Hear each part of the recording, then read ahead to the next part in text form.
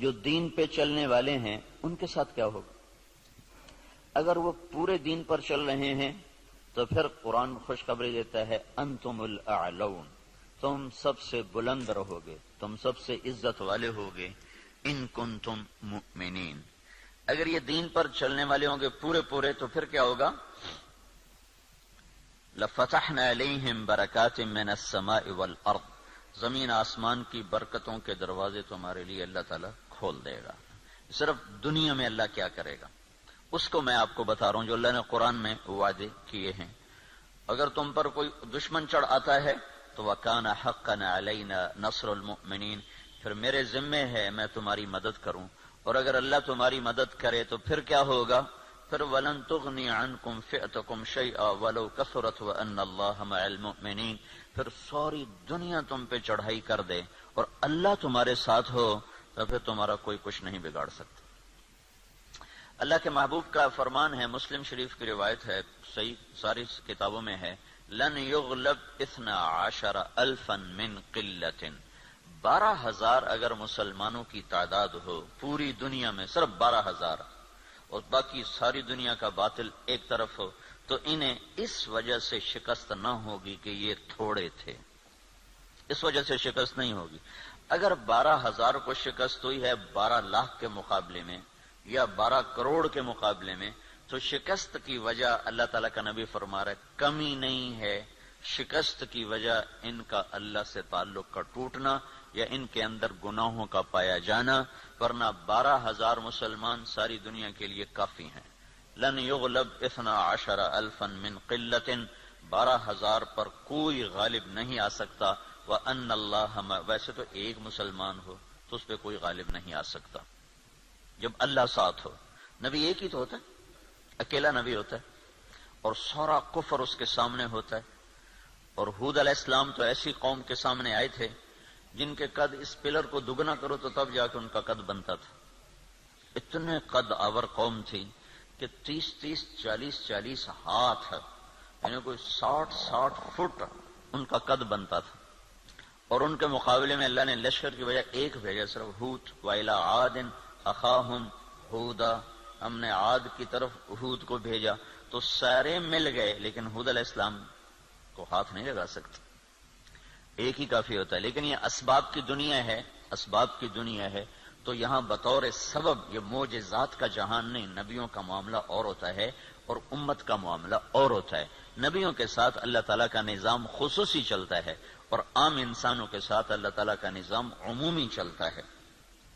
ہمیں مکڑی کے جالے سے اللہ نہیں چھپائے گا، کافر پہنچ گئے اور سامنے کھڑے ہوئے ہیں، اور وہ جب آپ ہجرت کی رات نکلے 27 صفر نبوت کے 14ویں سال رات کو نکلے اور جا کر غار ثور میں چھپے، تو کھوجی پاؤں کو دیکھتے دیکھتے دیکھتے دیکھتے دیکھتے غار پر پہنچ گیا لوگوں کو لے کر کہ یہاں پاؤں کا نشان ہے، لیکن اس کے پہنچنے سے پہلے اللہ نے ایک بیل اٹھائی، اس بیل میں مکڑیوں کو بھیجا، مکڑیوں نے جالا تن دیا اور ایک کبوتری نے انڈے دے دیے، جتنی دیر میں یہ لوگ پہنچے اتنی دیر میں یہ کام ہو چکا تھا۔ اب آگے کھوجی کہنے لگا پاؤں کا نشان یہاں تک، تو ابی بن خلف کہنے لگا یہ جالا تو محمد کی پیدائش سے بھی پہلے کا ہے، تو ہمیں کہاں لے کر آ گیا؟ اور دوسرا پھر آپ سامنے ہیں، یہ نہیں کہ کوئی چھپے میں غار ثور کو ٹیڑھا میں سیدھا ایسے چوڑا سا دہانا ہے اور اس کے سامنے بیٹھا ہوا آدمی نظر آتا ہے، یہ اللہ کا خصوصی نظام ہے، یہ عام انسانوں کے ساتھ نہیں چلتا۔ اس لیے اللہ کے نبی نے سبب کی دنیا کے لیے فرمایا کہ 12,000 اگر مسلمان ہوں تو انہیں کمی کی وجہ سے شکست نہیں ہو سکتی۔ اسکندریہ بڑا مضبوط شہر تھا مصر کا، اس کو فتح ہونے میں دیر ہو گئی اور مسلمانوں کا لشکر تھا 4,000 کا، تو حضرت عمر بن عاص رضی اللہ تعالیٰ عنہ نے عمر رضی اللہ تعالیٰ عنہ کو خط لکھا کہ یہاں بہت بڑا لشکر ہے اور میں 4,000 کے ساتھ ان کا مقابلہ نہیں کر سکتا، اب میری مدد کے لیے فوج روانہ کرو۔ تو عمر رضی اللہ تعالیٰ عنہ نے 4,000 اور بھیج دیے، 4,000، اور ان 4,000 کے ساتھ 4 آدمی ہیں، ایک زبیر بن عوام اور ایک مقداد بن اسود، یہ مہاجرین میں سے، اور عبادہ بن صامت اور مسلمہ بن مخلد یہ انصار میں سے، 2 مدینے کے 2 مکہ کے، ان 4 کو ان کے ساتھ، تو یہ 4000 جمع 4۔ تو عمر رضی اللہ تعالیٰ عنہ نے عمرو بن عاص رضی اللہ تعالیٰ عنہ کو خط لکھا کہ میں تیرے مدد کے لیے 4000 آدمی بھیج رہا ہوں، ان کے ساتھ 4 آدمی اور ہیں، ان میں ہر آدمی 1000 کے برابر ہے، 1000 کے برابر ہے، لہذا میں 4000 نہیں، میں 8000 تیری مدد کے لیے بھیج رہا ہوں، اور تم پہلے سے 4000 ہو تو تم 12000 ہو گئے، تو 12000 کو کمی کی وجہ سے کوئی شکست نہیں دے سکتا۔ تم جب میرا یہ لشکر پہنچے تو تم سارے مسلمانوں کو آخرت کی ترغیب دو اور اللہ کا نام لے کر قدم بڑھاؤ، اللہ تمہیں فتح عطا فرمائے گا۔ دنیا جن کی فراست کا لوہا مانتی ہے کافر بھی، اور وہ اتنے بڑے شہر پہ حملہ ہو رہا ہے، اور وہ کیا تدبیر اختیار کر رہے ہیں کہ 4000 جمع 4 آدمی بھیج کر مطمئن بیٹھے، حالانکہ وہ 40000 بھیج سکتے تھے۔ عمر رضی اللہ عنہ اس وقت اس سطح پر تھے کہ 40000 بھیج سکتے تھے، 4000 جمع 4۔ چند صحابہ ایسے ہیں جن کو 1000 کے برابر مانا جاتا تھا کہ جہاں وہ ایک کھڑا ہے وہ 1000 کے برابر ہے، قعقاع بن عمر تمیمی اور مقداد بن اسود اور رافع بن عمیرہ اور طلحہ بن خویلد اور عمرو بن معدی کرب اور براء بن مالک، یہ وہ لوگ ہیں جہاں ایک کھڑا ہوتا تھا تو کہا جاتا تھا 1000 کھڑا ہوا ہے۔ تو یہ 4000 جمع 4 وہاں پہنچے، اور 8000 کے ساتھ بھائی رہنے دو، کس نے کہا چھوڑ۔ تو عمرو بن عاص رضی اللہ تعالی عنہ نے لشکر کی کمان عبادہ بن صامت کے حوالے فرما دے۔ عبادہ بن صامت کیسے شاہ سوار تھے؟ وہ جنگل میں نکل کے تہجد پڑھ رہے تھے، جنگل میں، جنگ کے دنوں میں، تو مصریوں کی ایک ٹولی اوپر سے نا راؤنڈ لگاتی ہوئی آ رہی تھی، 20 گھوڑ سوار، 20 آدمی، 20۔ تو انہوں نے دیکھا کہ ایک عرب سپاہی نماز پڑھ رہا ہے، تو انہیں ایک دم حملہ کیا، ان کی تلوار پاس تھی، انہوں نے پیچھے پلٹ کے دیکھا 20 یہ اکیلے ہیں، اور وہ گھوڑ سوار یہ پیدل، انہوں نے تلوار اٹھائی اور 20 میں سے 16 کو قتل کیا، باقی 4 بھاگ گئے۔ جب وہ بھاگے تو پھر اللہ اکبر، پھر نماز شروع کر۔ تو ان کے سر پہ انہوں نے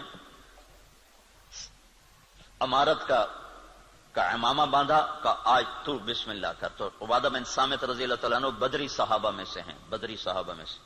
تو یہ جو 4 آدمی بھیجے تھے، چاروں جنگ بدر کے شریک تھے۔ تو 12000 نہیں تھے، 8000 جمع 4 تھے، اور اسکندریہ جو مصر کا سب سے بڑا شہر تھا اور طاقتور اس کی فوج تھی، اللہ نے 8000 کے ذریعے سے وہ زیر کروا دیا کہ 12000 کو شکست ہو گئی۔ تو سمجھو کہ کمی کی وجہ سے نہیں، کوئی اور ہے۔ اب تو 1 ارب مسلمان ہیں، 1 ارب مسلمان ہیں، اور ذلت چھائی ہوئی ہے۔ اور اس سے عجب بات یہ ہے کہ دنیا کی سب سے طاقتور چیز اس وقت تیل ہے، تیل کے ساتھ پہیہ گھومتا ہے، تیل کے ساتھ جہاز اڑتا ہے، بم گرانے کے لیے اسے تیل چاہیے۔ ساری دنیا کا 70% تیل اللہ نے مسلمانوں کی زمین کے نیچے رکھا ہوا ہے۔ دنیا میں جتنا تیل ڈھونڈا جا چکا ہے اس کا 70% اللہ تعالیٰ نے عربوں کو دے دیا ہے، مسلمانوں کو دے دیا ہے۔ ٹوٹل 30% ساری دنیا میں اور 70% مسلمانوں کی زمین میں، اور پھر ذلت۔ تو میں یہ بتا رہا تھا کہ اگر ہم پورے مسلمان ہیں تو پھر اللہ کا قانون کیا ہے؟ انتم الاعلون ان کنتم مؤمنین، تم سے اونچا کوئی جا نہیں سکتا۔ وَلِلَّهِ الْعِزَّةُ وَلِرَسُولِهِ وَلِلْمُؤْمِنِينَ، عزت صرف تمہیں ملے گی، کافر کو ذلت ملے گی۔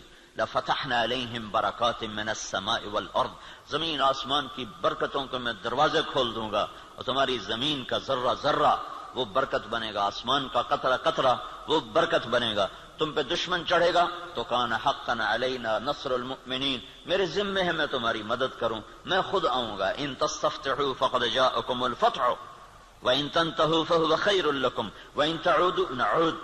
اللہ اکبر، یہ جنگ بدر کی آیات ہیں۔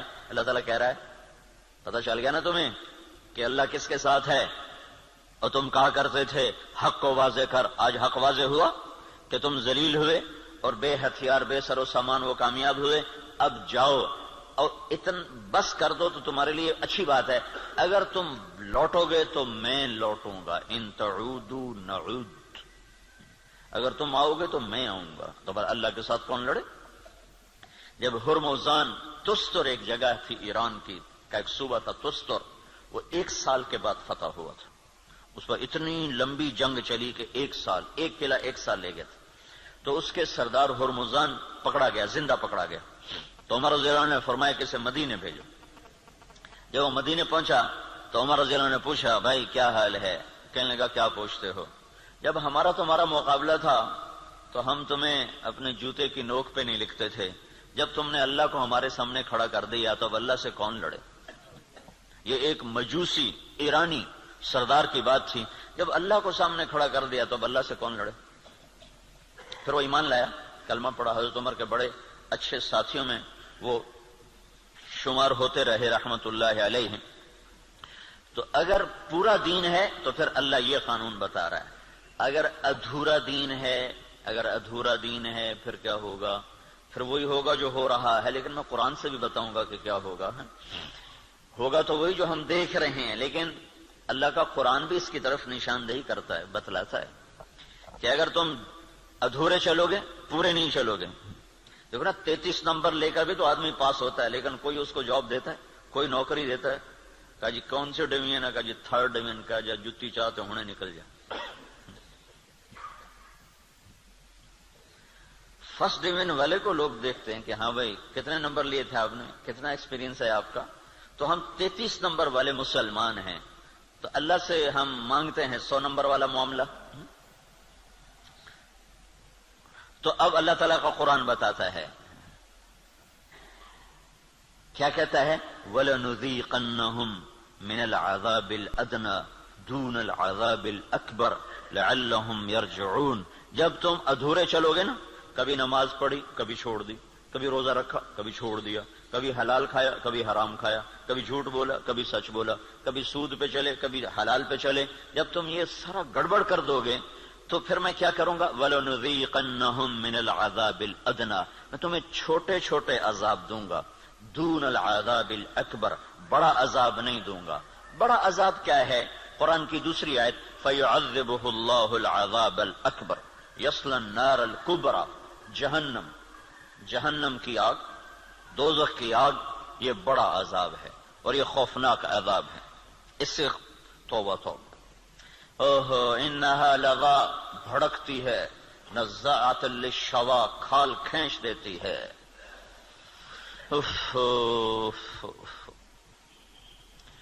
اللہ تعالیٰ کہہ رہا ہے میں چاہوں گا کہ تمہیں دوزخ میں نہ ڈالوں، یہیں صاف کروں، پھر بھی گناہ رہ گئے تو پھر جہنم میں جائے گا، پھر بھی اگر رہ گئے تو جہنم میں جائے گا۔ جب کوئی آدمی فرض نماز چھوڑ دیتا ہے اور پھر وہ توبہ نہیں کرتا، چھوڑے ہی جاتا ہے تو اس کے نام کا ایک دروازہ جہنم میں کھول دیا جاتا ہے، اسے اس دروازے میں سے گزرنا پڑے گا چاہے ایمان پہ خاتمہ ہو۔ اللہ تعالیٰ کے نبی جب معراج پر گئے تو ایک جگہ دیکھا لوگ الٹے لٹکے ہوئے نا، تو ان کو نیچے سے آگ جلا رہی، ان کے پاؤں بندھے ہوئے رسے سے اور ان کو نیچے سے آگ جلا رہی۔ تو آپ نے پوچھا یہ کون لوگ ہیں؟ کہا جو روزہ نہیں رکھتے تھے۔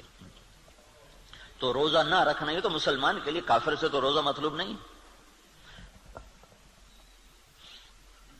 ایک جگہ آپ نے دیکھا ایک آدمی لیٹا ہوا ہے تو ایک فرشتے کا ہاتھ میں پتھر ہے بہت بڑا، اس کے سر کے اوپر مارتا ہے، اس کا سر کیما ہو جاتا ہے، پتھر دور جا گرتا ہے، وہ پتھر اٹھانے جاتا ہے، واپس آنے تک اس کا سر ٹھیک ہو جاتا ہے، وہ پھر اس کے سر پہ پتھر مارتا ہے، وہ پھر کیما ہو جاتا ہے۔ تو آپ نے پوچھا یہ کون ہے؟ کہ یہ وہ جو عشاء کی نماز پڑھے بغیر سو جاتا تھا، جو عشاء پڑھے بغیر، اور لاکھوں کروڑوں مسلمان ایک نماز بھی نہیں پڑھتے، عشاء کی کیا بات ہے، ایک بھی نہیں پڑھتے۔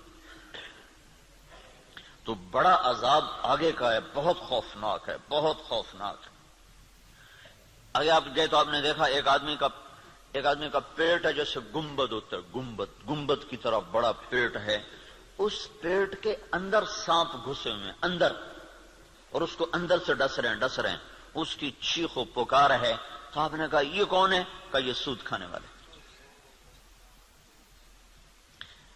تو بڑا عذاب آگے ہے، زلزلہ، دشمن کی چڑھائی، دشمن کے ہاتھوں قتل، دریاؤں کا سوکھ جانا، بجلی کا ختم ہو جانا، محبتوں کا اٹھ جانا، برکتوں کا اٹھ جانا، آپس کی لڑائیاں، قتل و غارت، بد امنی، مہنگائی، یہ ہے وَلَنُذِيقَنَّهُم مِّنَ الْعَذَابِ الْأَدْنَىٰ، چھوٹے چھوٹے عذاب دوں گا، دون العذاب الاکبر، بڑا نہیں دوں گا، لعلہم یرجعون، شاید تم مسجدیں بھر دو اور تم توبہ کر لو اور تم اللہ کے سامنے جھک جاؤ اور تم اللہ کو منا لو اور اللہ کے نبی کے طریقوں پر آ جاؤ تو ما یفعل اللہ بعذابکم ان شکرتم وآمنتم وکان اللہ شاکرا علیما۔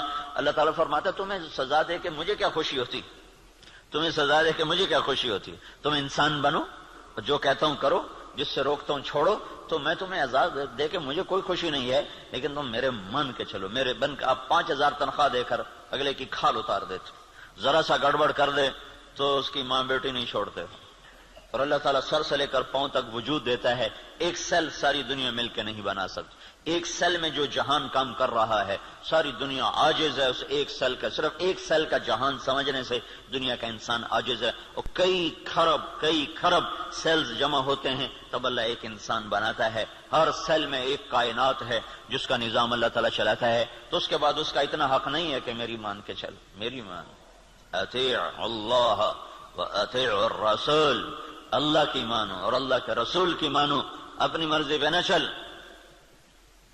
اور پھر اس میں اللہ تعالیٰ ایک ہمارے ساتھ سودا کرتا ہے کہ عبدی انت ترید وانا ارید ولا يكون الا ما ارید فان سلمت لي فيما ارید كفيتك فيما تريد وان لم تسلم لي فيما ارید اتعبتك فيما تريد ولا يكون الا ما ارید۔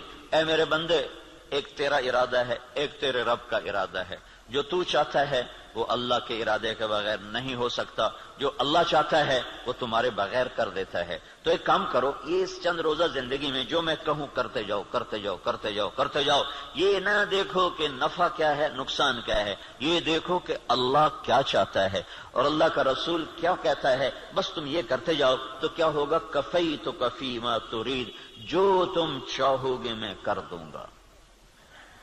وَإِن لَّمْ تُسَلِّمْ لِي فِيمَا أُرِيدُ، اگر تم نے یہ نہ کیا تو أَتْعَبْتُكَ فِيمَا تُرِيدُ وَلَا يَكُونُ إِلَّا مَا أُرِيدُ، تو پھر میں تمہیں تیری چاہتوں میں تھکا دوں گا، تجھے خوار کر دوں گا، اور ہوگا وہ جو تیرا رب چاہتا ہے۔ تو ادھورے دین پر کیا ہوتا ہے، ادھورے دین پر ہاں اللہ تعالیٰ یوں کہتا ہے ضرب اللہ مثلا قریة كانت آمنة مطمئنة يأتيها رزقها رغدا من كل مكان فكفرت بأنعم الله فأذاقها الله لباس الجوع والخوف بما كانوا يصنعون۔ جب تم دین پر چلتے ہو تو اللہ کہتا ہے میں خوف دور کر دیتا ہوں، ولا يبدلنهم من بعد خوفهم امنا، میں خوف دور کرتا ہوں، امن قائم کرتا ہوں، بے برکتی دور کرتا ہوں، برکتیں لے کر آتا ہوں۔ اور جب تم بگڑتے ہو تو پھر میں کیا کرتا ہوں کہ میں ساری برکتیں واپس لیتا ہوں، پھر اور کیا کرتا ہوں، پھر میں خوف طاری کرتا ہوں اور بھوک طاری کرتا ہوں۔ فَأَذَاقَهَا اللَّهُ لِبَاسَ الْخَوْفِ وَالْجُوعِ، جب تم میری مانتے ہو تو زمین آسمان تمہاری نوکری کرتے ہیں، اور جب تم پھر ٹکراتے ہو تو پھر کیا ہوتا ہے کہ میں برکتیں واپس لیتا ہوں اور بھوک اور خوف کا لباس پہنا دیتا ہوں۔ دیکھو یہاں لباس کا ہے، لباس ہے، لباس سارے جسم پر ہوتا ہے، خوف دل کی کیفیت کا نام ہے اور بھوک پیٹ کی کیفیت کا نام ہے۔ صرف پیٹ میں بھوک ہوتی ہے اور سارا بدن بے قرار ہوتا ہے، صرف دل میں خوف ہوتا ہے اور سارا بدن بے قرار ہوتا ہے۔ اور اگر جسم کے ایک ایک رونگٹے میں بھوک پڑ جائے اور ایک ایک رونگٹے میں بھوک ڈال دی جائے اور ایک ایک رونگٹے میں اللہ تعالیٰ خوف ڈال دے تو پھر اس آدمی کا کیا حال ہوگا، یا اس معاشرے کا کیا حال ہوگا جس کے روئے میں خوف اور بھوک کو ڈال دیا جائے۔ تو یہ اللہ تعالیٰ چھوٹے عذاب کی نشاندہی کر رہا ہے اپنی کتاب میں، اپنے قرآن میں، کہ جب تم نافرمانیاں کرتے ہو تو ظہر الفساد فی البر والبحر، زمین آسمان میں، بر خشکی اور تری میں، کبھی سمندروں میں موجیں اٹھتی ہیں، کبھی زمین کی برکتیں گم ہو جاتی ہیں، کبھی زمین کپ کپاتی ہے، کبھی پہاڑ لرز جاتے ہیں، کبھی آسمان بے موسم بارشوں پہ اتر آتا ہے، کبھی ہوائیں پاگل ہو جاتی ہیں، کبھی محبتیں مٹ جاتی ہیں۔ یہ کیوں ہوتا ہے جب تم بما کسبت ایدی الناس، یہ تمہارے اپنے ہاتھوں کی کمائی سے ہوتا ہے، تمہارے اللہ کا نہ ارادہ نہیں، تمہارے اپنے ہاتھوں سے ہوا ہے. بما کسبت ایدی الناس، یہ تمہارے اپنے ہاتھوں کی وجہ سے ہے. لیذیقہم بعد الذی عملوا، اللہ کہہ رہا ہے یہ تمہارے پوری سزا نہیں ہے، چھوٹی سزا، تھوڑی سزا، تھوڑی سزا کہ تم اللہ کی طرف رجوع کرو. تو بھائیو، مکمل دین ہے تو اللہ کا قانون اور ہے، ادھورا دین ہے اللہ تعالیٰ کا قانون اور ہے. زمین آسمان اللہ کے ہیں، قانون بھی اللہ کا چلتا ہے. زمین آسمان اللہ کی بادشاہی ہے، حکم بھی میرے اللہ کا چلتا ہے. یہاں کوئی پر نہیں مار سکتا، دم نہیں مار سکتا. ایک کتاب میں نے حدیث پڑھی، اللہ تعالیٰ نے ایک نبی سے فرمایا یاد رکھ تیرے بدن پہ جو مکھی بیٹھتی ہے نا وہ بھی تیرے رب کی اجازت سے بیٹھتی. اور قرآن دیکھو، ما تسقط من ورقۃ الا يعلمها، پتے کو کہو کہ اللہ کی مرضی کے بغیر گر کے دکھا دو. صرف فیصلہ آباد کے درختوں کے پتے گنو تو گنے نہ جائیں، صرف پاکستان کے درختوں کے پتے گنو تو گنے نہ جائیں. تو کل کائنات میں کتنے جنگل، پھر سمندر کے جنگل جو پانی کے اندر درخت ہیں وہ زمین کے درختوں سے زیادہ ہیں. اللہ نے پانی کے اندر بے شمار جنگل بنایا ہوا ہے. تو آپ نے اس کی شہنشاہی دیکھو کیا کہتا ہے، ایک پتا بھی گرتا ہے تو تیرے رب کے امر کے ساتھ ہے. تیرا اللہ اسے جانتا ہے. جاننے کا مطلب ہے کہ اس کے امر سے گرتا ہے. ولا حبہ، کوئی دانہ، فی ظلمات الارض، زمین کے اندھیروں میں، ولا رطب ولا یابس، کوئی خشک و تر، الا فی کتاب میں مبین، ہر شے تیرے رب کی کتاب میں ہے. کتنی بڑی بادشاہی کا مالک ہو، اور ہم بے وقوف لوگ اسی سے ٹکرانا شروع کر دیں تو ہم سے بڑا دیوانہ کون ہوگا. جھوٹ کے بغیر کام نہیں چلتا، سبحان اللہ، یہ مسلمان کہتا ہے. سود کے بغیر کام نہیں چلتا، یہ مسلمان کے جب بول ہوں تو زمین آسمان کانپے نہ تو کیا کرے. الا لعنت اللہ علی الکاذبین، اللہ نے کہا غور سے سنو، جھوٹوں پہ اللہ کی لعنت. اور یہ سب تاجر کہتے ہیں جھوٹ کے بغیر کام نہیں چلتا. ایک تاجر نے نا، اچھا بڑا تاجر تھا، وہ 3 دن لگا داڑھی رکھ لی چھوٹی چھوٹی. مجھے بڑی خوشی ہوئی. کچھ دن بعد ملاقات ہوئی تو شیو کیا ہوا. میں نے کہا یہ کیا کیا؟ کہنے لگا جو سارا دن جھوٹ بولنا پڑتا تو میں نے شیو کرا دیا. میں نے کہا اللہ کے بندے، کوئی داڑھی کی وجہ سے جھوٹ حرام ہے؟ جھوٹ تو کلمے کی وجہ سے حرام ہے. اب تو نے 2 گناہ شروع کر دیے، داڑھی بھی منڈائی، جھوٹ بھی بولا. تو اب داڑھی منڈانے سے جھوٹ حلال ہو گیا. جھوٹ کا حرام ہونا داڑھی کے ساتھ نہیں ہے، جھوٹ کا حرام ہونا کلمے کے ساتھ. کہ تو کلمہ پڑھ کے جھوٹ، تو یہ کیوں کہتا ہے کہ داڑھی رکھ کے جھوٹ بولوں مجھے شرم آتی ہے؟ تو یہ کہ کلمہ پڑھ کے جھوٹ بولوں مجھے شرم آتی ہے. کلمہ پڑھنے کے بعد جھوٹ بولنا بے حیائی ہے نا کہ داڑھی رکھنے کے بعد. داڑھی تو سکھوں نے بھی رکھی ہوئی.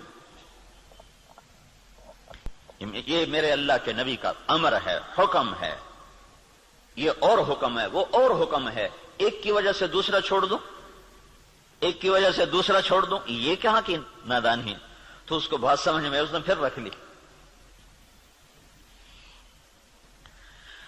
تو اب جب تاجر کہے جھوٹ کے بغیر کام نہیں چلتا، سود کے بغیر تجارت نہیں چلتی، اور اللہ کہے لعنت اللہ علی الکاذبین، جھوٹوں پہ اللہ کی لعنت، اور اللہ تعالیٰ کہے فاذنوا بحرب من اللہ ورسولہ، یا سود چھوڑ دو یا اللہ اس کے رسول سے جنگ لڑنے کے لیے تیار ہو جاؤ. ہماری تو جنگ اللہ، امریکہ سے تھوڑی ہماری جنگ ہے، یا ہندوستان سے تھوڑی ہماری جنگ ہے، یا اسرائیل سے ہماری جنگ، تو ہماری تو اللہ سے جنگ ہوئی پڑی. اللہ ہمارے خلاف جنگ کر رہا ہے.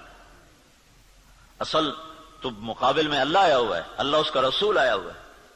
صرف اللہ اکیلا نہیں ہے، یعنی ایسا اعلان اللہ نے کسی جگہ کیا ہی نہیں.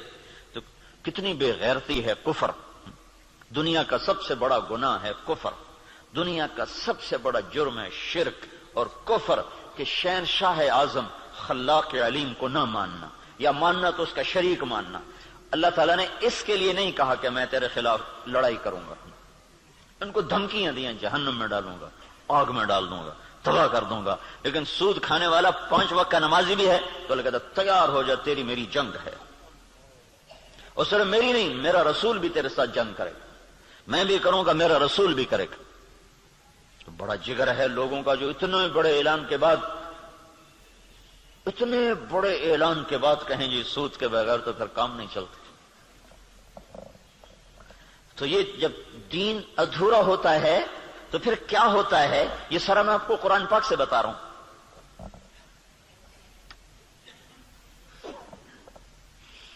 ہائے ہائے میرے بھائیو، اگر اللہ کے رسول کی ہمیں پشت پناہی نہ ہوتی تو اللہ کی قسم ہم بندر خنزیر بن چکے ہوتے. دعا دو اس مدینے والے کو جو اتنا رویا ہے. کوئی نبی اتنا نہیں رویا کہ اللہ کو جبریل بھیجنا پڑے کہ بس کر اتنا نہ رو. کوئی نبی اتنا نہیں رویا ہے. تو تمہارا نبی اتنا رویا ہے کہ ایک دفعہ نہیں سینکڑوں دفعہ جبریل آیا ہے، یا رسول اللہ کہہ رہا ہے اتنا نہ رو. اور اس کو چھوڑو، قرآن کی گواہی سنو، قرآن کی جو قیامت تک پڑھا جائے گا، قیامت تک پڑھا جائے گا. اور ہر گھر میں ہے. حدیث پاک تو انہی کے گھر میں ہوگی جس کو تھوڑا حدیث کا علم ہے، لیکن قرآن تو ہر پڑھے لکھے ان پڑھ کے گھر میں ہوتا ہے. تو میرا اللہ قرآن میں اپنے نبی سے کہتا ہے فَلَا تَذْهَبْ نَفْسُكَ عَلَيْهِمْ حَسَرَاتٍ. میرا نبی یہ انسانوں کے لیے اتنا نہ رو کہ روتے روتے تو خود ختم ہو جائے. یہ اگر ان کے آنسو نہ ہوتے اور ان کی دعائیں نہ ہوتی اور ان کا رونا دھونا نہ ہوتا تو اللہ ہم پر بھی ایسے ہی رندہ چلاتا جیسے پہلی قوموں پہ رندہ چلا کہ بندر بنا دو، خنزیر بنا دو، پتھروں سے دبا دو، پانیوں سے بہا دو، ہواؤں سے اڑا دو، کر دیتا. اللہ کی ہم سے کیا رشتہ داری، کیا تعلق؟ ان اللہ لغنی عن العالمین. اللہ کا میں سب سے بے نیاز، سب سے غنی.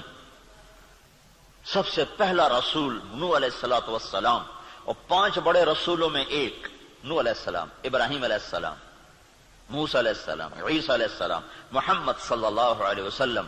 5 بڑے رسولوں میں 1,24,000 نبی اور رسول، 313 رسول. پھر 313 میں 5 سب سے اعلیٰ نمبر، ان میں سب سے بڑے محمد الرسول اللہ صلی اللہ تعالی علیہ وسلم ہیں. تو اللہ تعالیٰ نوح علیہ السلام سے اللہ نے کہہ دیا انی اعظک ان تکون من الجاہلین. اللہ اکبر، اللہ اکبر. نوح دوبارہ سفارش کی تو نبوت جا سکتی ہے. اللہ اکبر. حالانکہ اللہ نے لینی نہیں تھی، لیکن اللہ نے اپنی بے نیازی دکھائی ہے کہ میں نے تمہیں کہا تھا کافر کے لیے دعا نہ کرنا، کافر کے لیے دعا نہ کرنا، اور یہ کافر ہے. انہ لیس من اہلک انہ عمل غیر صالح فلا تسألنی ما لیس لک بہ علم انی اعظک ان تکون من الجاہلین. اس لیے تو نوح علیہ السلام قیامت کے دن کہیں گے میں نہیں آج سفارش کر سکتا، میں نے اپنے بچے کے لیے دعا مانگی تھی. اور نوح علیہ السلام کو پتہ نہیں تھا کہ یہ کافر ہے. اگر پتہ ہوتا تو کبھی نہ مانگتے. اس لیے انہوں نے کہا لا تکن من الکافرین. اگر پتہ ہوتا تو کہتے لا تکن من الکافرین. انہیں پتہ نہیں تھا، وہ منافق تھا. کہا لا تکن مع الکافرین. مع اور من، مع کا مطلب تھا کہ تو مسلمان ہے، تو کافروں کے ساتھ کیوں جا رہا ہے. ان کو معلوم نہیں تو اس نے اپنا کفر چھپائے رکھا. اگر معلوم ہوتا تو پھر کہتے لا تکن من الکافرین، کافروں میں سے مت ہو. تو نے کہا نوح دوبارہ بات نہیں کرنی ہے، دوبارہ نہیں بات کرنی ہے. تو اللہ تو اتنا بے نیاز ہے، تو ہماری کیا حیثیت. یہ تو اس سے محمد مصطفیٰ سے اللہ نے پیار ہی ایسا کیا ہے کہ اس کے طفیل ہم بھی نبھ گئے، اور ہماری بھی لاٹری نکل آئی کہ اللہ نے ہمیں حضرت محمد صلی اللہ تعالی علیہ وسلم کا امتی بنا دیا، اور ان کی دعائیں بیچ میں حائل ہو گئیں. یا رب امتی امتی، یا رب امتی امتی، کہ آخر ایک رات آپ رو رہے ہیں اور کہہ رہے ہیں یا اللہ، ابراہیم علیہ السلام نے کہا تھا فَإِنَّهُ مِنِّي وَمَنْ عَصَانِي فَإِنَّكَ غَفُورٌ رَحِيمٌ. یا اللہ جو یہ آپ نے بات دہرائی قرآن کی آیت. پھر کہا یا اللہ عیسیٰ علیہ السلام نے تجھ سے کہا تھا ان تعذبهم فإنهم عبادك وإن تغفر لهم فإنك أنت العزيز الحكيم. اے میرے رب تو انہیں معاف کر دے، تو مہربان ہے. تو انہیں پکڑ لے تو رب ہے. عذاب دینا تجھے حق ہے، معاف کرنا بھی تیری رحمت ہے، تیری مرضی ہے. دونوں نبیوں نے کہا تیری مرضی. یا اللہ نہ میں ابراہیم کی کہتا ہوں نہ میں عیسیٰ کی کہتا ہوں، میں تو اپنی کہتا ہوں یا رب امتی امتی، یا رب امتی امتی، یا رب امتی.